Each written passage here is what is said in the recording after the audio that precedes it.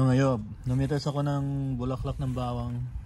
Ngayon niluluto natin, igigisa natin ito. Tara, samahan niyo ako. Eto na yob, umpisahan na natin. Ang una natin gagawin, prituhin muna natin yung ating baboy. Itong baboy ko, sobra ko to sa sanggupsal. Alam niyo yung Korean na sanggupsal. So, any kind na parte ng baboy naman pwede. Piprito muna natin siya. Madali lang to kasi manipis lang siya.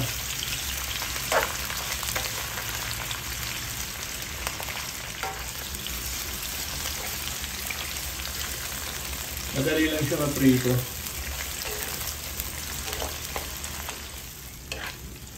Ngayon, lagay na natin yung ating bawang sibuyas. Sabay na natin.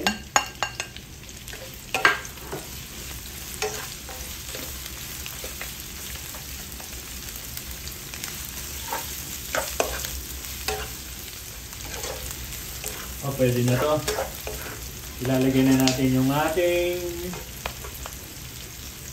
hipon. Sinama ko yung taba ng hipon. Pampadagdag lasa. Yung iba, nilalagyan nila to ng kamatis. Iba-ibang klase ng luto nito eh. May kamatis. Pero ako, oyster sauce lang ilalagay ko.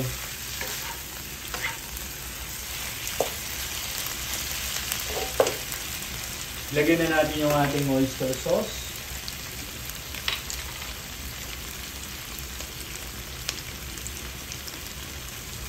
Ayan. Ready na yan.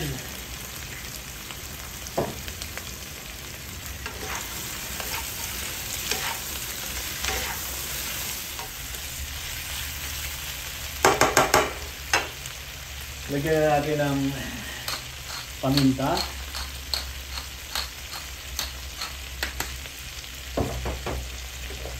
Chicken powder. At konting salt. Konti lang kasi yung oyster sauce mahalat na yan. Tsaka yung ating hipon mahalat na yan. Halo lang ng konti. Huwag natin masyadong lutuin yung ating hipon. Ngayon, nilagay na natin yung ating... Eto na yung ating bawang. Bulaklak ng bawang. Last kong natikman ito, naku, dekada na. Natikman ko to sa isang restaurant. Akala ko sitaw. Masarap din to. Lagyan natin ng konting tubig.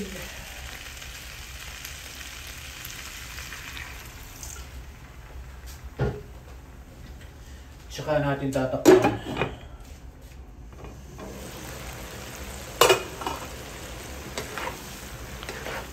Ito naman, madali lang namang lutuin ito.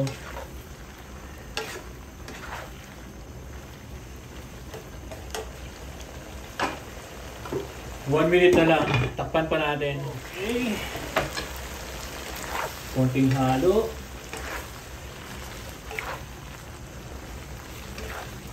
Okay na to. Patayin na natin yung ating kalan. Asa na yung ating mahiwagang plato.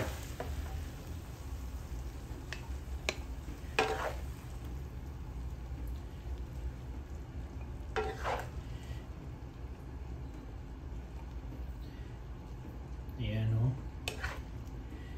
Ito. Parang puro sahog. Puro sahog, walang gulay. Anyway, eto na yung ating ginisang bulaklak ng ano ba to? Garlic, bawang. Okay, see you next time. Thank you for watching. Don't forget to ay, nabulol ako. Don't forget to subscribe and like.